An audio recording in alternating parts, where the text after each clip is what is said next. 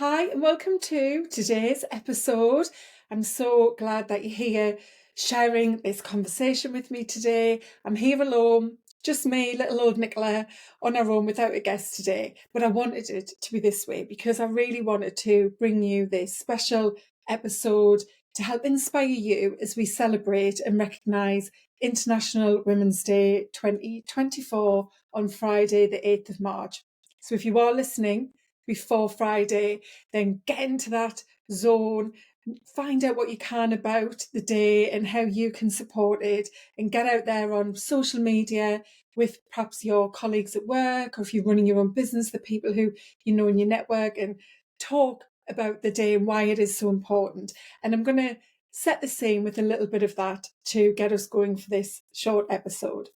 So this year, in 2024, the theme is Inspire Inclusion. And if you are posting on social media, make sure you use that hashtag, Inspire Inclusion. So as women, we have gone through so much. If you look back over centuries and, thousands of years, we have evolved, and I think we deserve to celebrate ourselves this week. I'm certainly celebrating myself as I record this episode because I had a full feature in the UK's biggest lifestyle magazine, Good Housekeeping.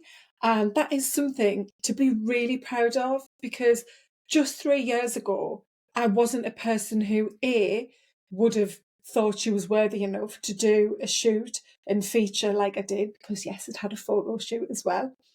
B, I would have been so scared of talking about my story, letting people know what the story was, because at that point I was still very much hiding it with shame and embarrassment. And C, I wouldn't have celebrated me really, because I found that really hard.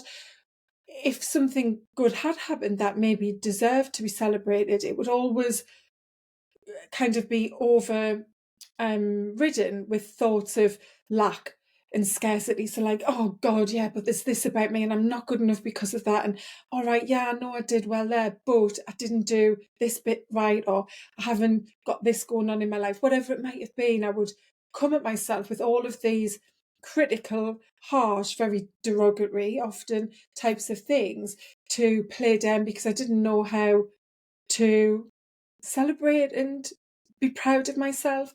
And that's a journey that I've been on for quite some time, to be able to get to the place that I am at now. So yes, right now I am celebrating myself, but I'm encouraging all women to celebrate themselves. And that's what International Women's Day is about, because we do need to celebrate what we are as women on our own, but also collectively.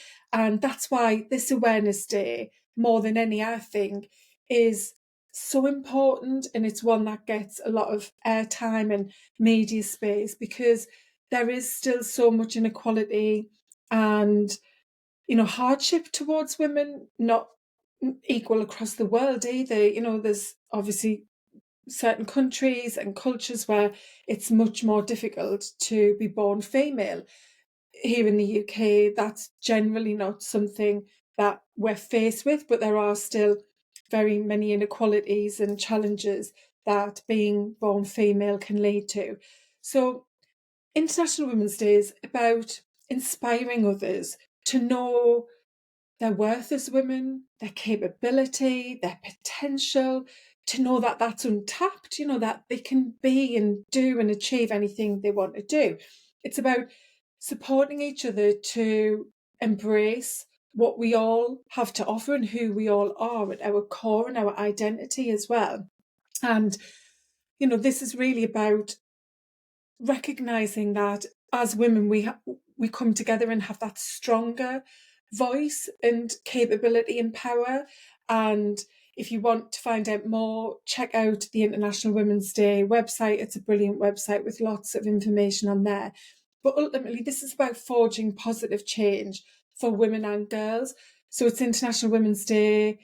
What age do we say girl becomes a woman? But this is about girls too. This is about giving everyone that equal opportunity to live a great and full life. And that's the focus for today's episode and what I want to talk to you about is your impact as a woman. And I'm going to share a bit of my personal story to help you see the impact and influence that you can have as a woman. And you might be listening to this right now and thinking, oh, what impact?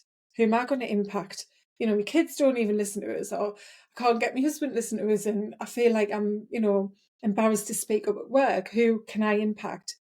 You can and will be having impact. Even if you don't say that right now, I want this episode to help you to start to see it and to start to believe it, because when you believe that you are a person of impact, you will have more impact than what you're doing, probably without even realizing it. So this is about what happens when you believe in yourself and your worth, and that impact and influence you can have to include other women in this movement that we're part of, to create a better world and better life for us all. So I want to talk about the impact that real women can have on other women around the world. So real women like you or I. If you may listen to this, thank you for staying tuned to this point. Listen, and please share it with someone in your life who you know can also be an impactful woman. Maybe she's being that right now and she needs to listen to this to realise that today. So this Inspire Inclusion theme is about girls and women, and it's ensuring every single one of us has equal opportunity, equal respect, equal love, equal access to health and happiness. And to know that every single one of us has that potential to inspire others. So I want to share a bit of my story about my mum. Okay, so up here in the northeast of England, Sunderland, where I'm from, most of the northeast, in fact, we call them mams, not mums, not mothers. Maybe you refer to them in some contexts as mother, but she was my mum. That's who she was. Now, I don't remember ever being told as I grew up that as a girl I had the opportunity to do anything and everything, or to be told that I could achieve whatever I wanted. And my mum she wasn't a woman who knew her worth or power or believed in herself to be anything more, really, I guess, than a wife and a mum. She didn't think that she had anything else to offer and to be of value for. She struggled for sure with her self-worth, and I saw that and knew that growing up, even from quite a young age. My mum was born in 1950, and in her early life, she grew up in poverty. Her family were a big family, lived in a very small council house, very working class, not much money. She would share stories of going to not her, but family, going to the pawn. And when I say pawn, this is PAWN, where you take things to be exchanged for money, nothing else. Every Sunday or Saturday, I think it might have been, they would go to the pawn shop and they would pawn a jug, a lovely crystal jug, and they would get enough money to buy the meat to have for their Sunday lunch. And this pattern went on for a very long time in terms of having to sell the same thing, buy it back when her dad got paid later in the week to get that back and prevent it from being sold to anybody else, but then sell it again to get the next Sunday's joint of meat. Now, my mum passed her 11 plus exam, and she was seen as different because the rest of her family hadn't done that, and she was the youngest of 7 kids. And she kind of stood out, I think, because she was a lot younger and she had different colour hair from the rest of them and so on. And she went to school, she did well, she went on to college, she became a medical secretary, and she said she always felt a bit like the black sheep of the family, and she stayed small, and her light was very dim, if even lit at all. She hid away, and she believed that she wasn't really worth very much. And back then there was no talk of, showing up, being authentically you and being the best version of you. Not for my mum, and even not for me when I was a child. You were just who you were, and you just got on with how things were. The card you'd been being dealt with in life, in your family, meant that you just got on with things and created the best that you could. But best wasn't like we see it now. It was just surviving, really. So that's kind of a little bit of introduction to my mum. And as I grew up, I was academic at school, but she didn't really put pressure on me. She wasn't one of those mums who said, you have to do really well. And she did expect good results. She wasn't hard about that, but there was definitely an understanding from me that, I had to perform at school and I had to do well. But she didn't do that from a place of trying to inspire me to achieve or drive me. And even as I was prepping for this episode, I felt quite hard thinking and writing these things, because she was a great mum and I've got so much love for her. But she only knew what she knew then. And I think for anyone listening who's my generation, your parents most likely were the same. There wasn't this whole thing of, you can be anything you want to be, go to space, be an astronaut. I think that was there, but it wasn't shared and really spoken about, certainly not when I was young. You just, went to school, you worked hard, you got good grades, and, that was kind of it. And then you went on to get a good job. Now, she didn't push me to be particularly ambitious, or so I thought, as maybe I'll come on to. So I certainly didn't have like really big dreams and aspirations and determination to build a particular career or have certain success. But the one thing that I did have, and this came more from my dad, was an ambition to travel, because he always told stories of being in the Navy from being 15 and travelling the world. And I wanted to travel. And we didn't fly on holiday as kids. We didn't have the money. We went on caravan holidays. I was I 14, I think, when I had my first foreign holiday with my family. And that was the one and only foreign holiday I ever had with my mum, dad and two brothers. But I want to travel. So in the summer, after my first year at university, I went to Camp America and spent 4 months working as an au pair. And it was a brilliant experience, but also a very difficult experience. Back then, there were no emails. It was, a case of writing letters to keep in touch. Using the phone was very expensive. And I came back with quite an introspective experience behind me. And not long after going back to university to start the second year, I had my first ever panic attack. And then my life changed completely. After uni, I got a job as cabin crew for Virgin Atlantic, and I moved down south and I lived there for a bit. I was only 21, moved away. And then a few years later, I returned and started to work at Nike. Now, if you are a regular listener or you follow me on social media, then you'll know that I spent those years between returning from the US at 19 up to when I was made redundant in 2021, being crippled by anxiety and panic attacks and low self-worth, self-esteem, and struggles thereon with my mental and physical health. So I don't want to share my story. This is about the impact my mum had on me, because even though she was a mother who was aware of things, I guess, like self-worth and confidence and stuff, she didn't really get that, and she didn't talk to me the way that I talk to my daughter about those things, and also about the power that she has in the world. Yet, and I'm saying yet because it's not a but yet despite this, she impacted me in ways that she will never know. And sadly, ways, that I can't share with her, because since I embarked on my self-growth journey, my mum hasn't been in this world to see my transformation and shifts. But my mum did have impact, although she wasn't pushing me and vocal and being really open and vocal about opportunities and prospects and things I could do.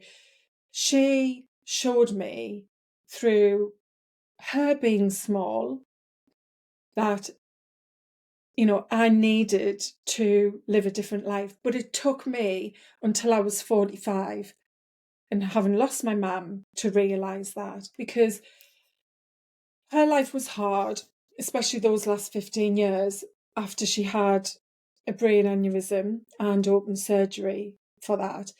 Her health was a battle. She too faced anxiety and panic attacks for the first time in her life. And then because of the stroke that she had whilst waiting for brain surgery, she started to have problems with her mobility. And they were the beginning of more and more challenges with mental and physical health. And my mum showed me that it was vital, not just important, but absolutely 100% vital to take care of yourself and protect your health. She wasn't able to do that. And that was frustrating for me to watch. And this, at the time, for years of her going through her struggles, I was also struggling with my health. And she really showed me what happens when your health begins to decline, that it's an easy slope to slide down further, to get into that downward spiral in a place that is really difficult to climb back out of. And this wasn't a nice lesson, of course, to learn. It was hard for all of us to watch, for my entire family. But I saw my mum fight through so many health problems right up until the very end of her life. She was a strong woman. She went through a lot. She had, 6 pregnancies and 3 children. She lost one of her babies at quite a late stage. There were so many things, that she really struggled with, but was very strong about. I remember walking her to the theatre or as close as I could get, when she was going for brain surgery. And my 2 brothers and dad stayed at the end of the corridor. And I walked with her and I said, "Mummy, are you scared? They're going, to open up your brain." And she was like, "No, I'm not scared whatsoever. This has to happen so that I can live." And I'll never forget that memory, because she was so calm. And God, when I went into hospital in 2020, was it 2020, to have my metal plate put in when I broke my wrist, I was petrified, because my anxiety and fear of death meant that I was so scared to go into anaesthetic. And it was a horrible experience. But she was just so steadfast and assured, and like, "I will get through this." And she did. She got through it remarkably. Unfortunately, other things started to happen. And as a consequence of the brain surgery, it did cause some problems with her psychological well-being, which was a side effect of the surgery a bit of a time later. But now I can, see that impact she had on me. And I wish it wasn't so late.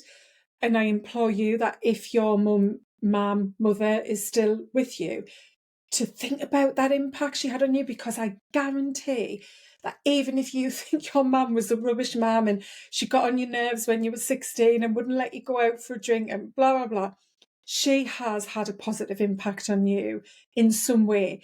Even if your story is one of trauma or negativity, you will have taken what you learned to make your life better because of that experience.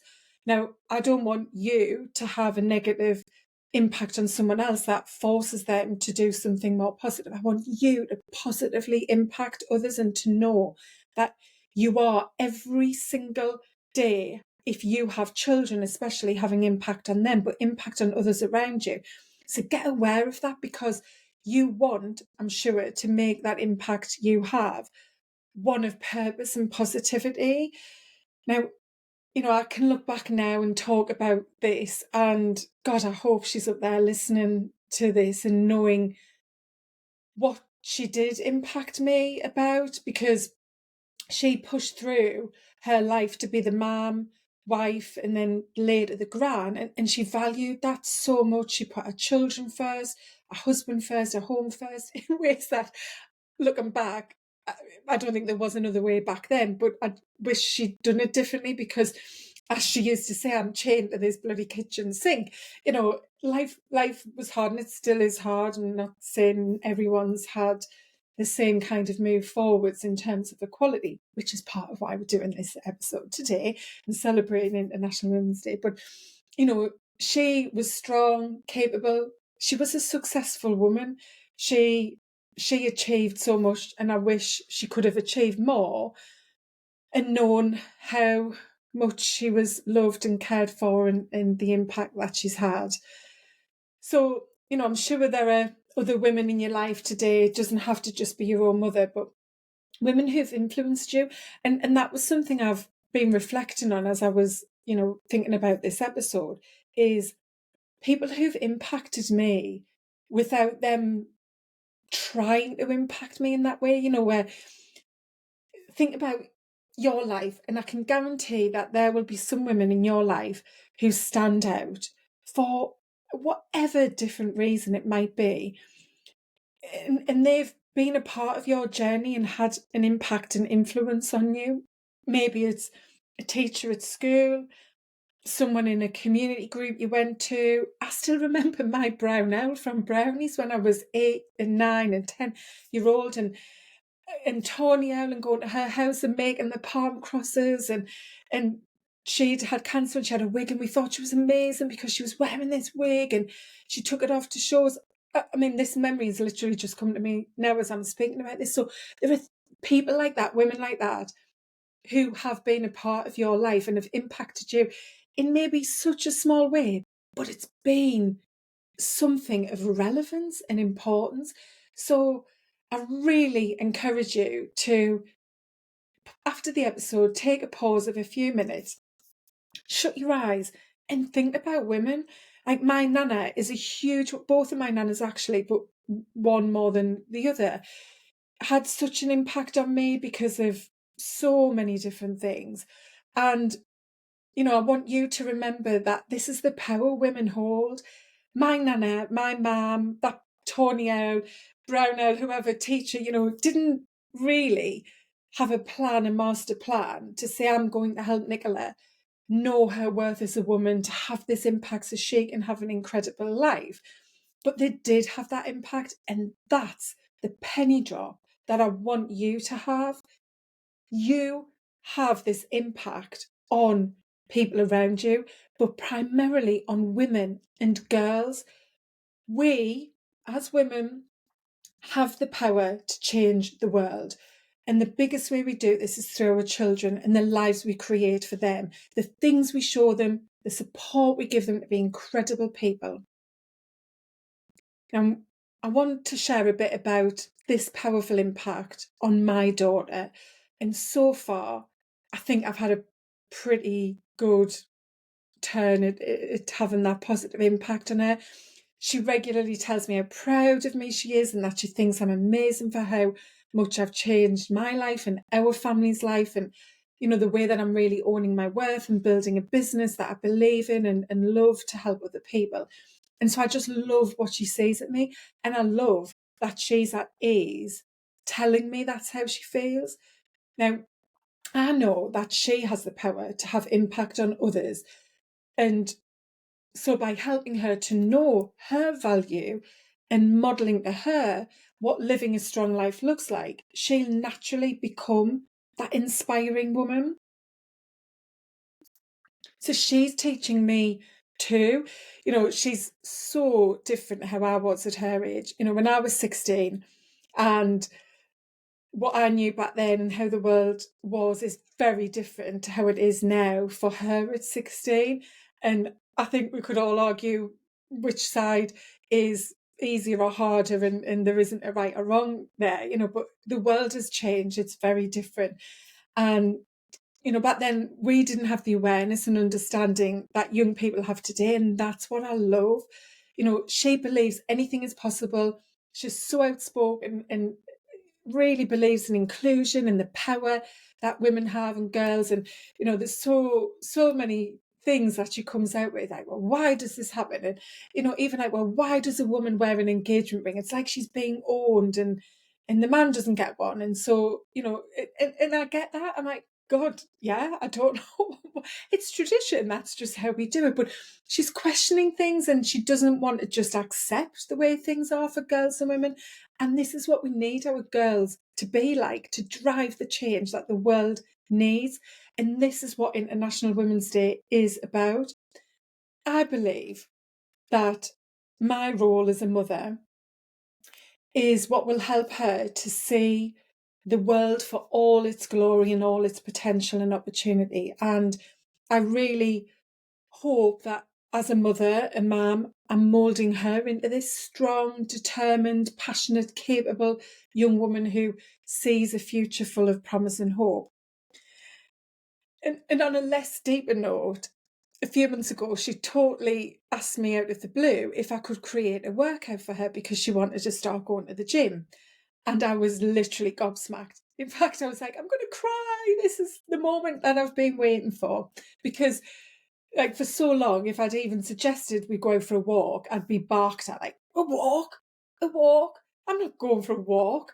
Sunday, this is my day off. I'm not doing anything. And so on. And, back in the COVID pandemic, she would skip along on a walk. But once she got to 13, it was like, oh, I don't want to move. I don't want to do anything.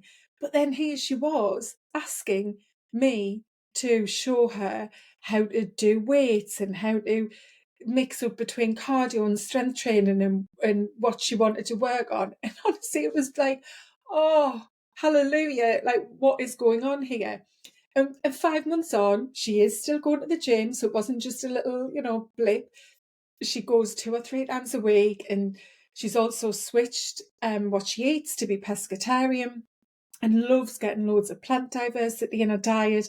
And she's forever putting that NutriBullet on. She's like, Mum, I put cheese seeds and flax seeds and hemp seeds and some banana and almond milk and everything. And she's even bought the most beautiful journal to write in and doodle in. It's great. It's not just the writing, it's lots of crafty stuff which she's into.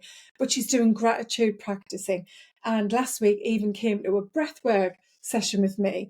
And I mean, I don't want to brag, but this is what people pay the big bucks for. They want change, they want to build those healthier habits. And she is doing this without me having told her to do any of it.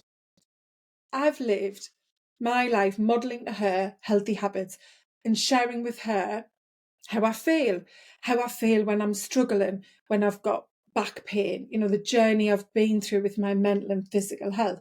And then I share the difference that I feel when I am working out and when I am eating more nutritious food and when I'm doing the gratitude practice and when I'm connecting with people or just getting fresh air and all of the healthy habits. When she sees me living like that and then feeling strong and now being this ambitious entrepreneur, helping other people to live life like that, then she gets it. And so guess what? She now wants the same for her. And this is why my mission is to help women build sustainable, healthy habits, to stop the obsession with skinny equaling health, equaling worth. I want women to get in control of their lives by putting habits in place that create self-worth, self-belief, self-confidence, and of course, happiness and joy. Because women who live like this will model that this kind of lifestyle is what leads to a great life to others around them. And most importantly, it models that to their kids. Kids don't do what they're told to do. Kids do what they see around them, what they see, what they hear, and they get switched on to what those things mean in life, and they want a bit of that for themselves. So know this. International Women's Day is important. It's not just another one of those awareness days. It's a point in time to come together as women to support, encourage, and cheer for one another. It's about knowing you have the power and influence to change the lives of other women and other girls. So never doubt that and never take that for granted, and be intentional about the impact that you are able to have. But the key is not to only feel like that one day a year, or to not only feel it as you're listening to me now and getting a bit sparked up and inspired. It's to embody it and know it every single day. No matter how small an action or thought might seem, it might be the difference between someone believing they aren't worthy and need to just accept staying stuck where they are, or that person rising up to build their worth and know their value and make some changes so that their life goes on to a completely different path. I hope that you have got those sparks lit inside of you right now. I hope that you are thinking about those women who have impacted and had influence on you through your life. And I really hope that you're thinking about those women and girls in your life now who will be being impacted by you and how you live. And finally, how can you make that impact a more positive one? Because I want you to know your worth and value, to know your impact, and to never stay small. Thank you so much for listening. I really hope that you've enjoyed this episode. It was longer than I thought. I thought we'd maybe be about 20 minutes. So thank you for sharing this half an hour and, hopefully feeling inspired. And share this episode. I'm going to ask you one more thing. Share this episode with someone else in your life who is a powerful woman and needs to hear this today. So take care, and remember, if you do enjoy the episode, I'd love you to leave a rating because it does make all of the difference in helping other people to get the podcast into their ears as well.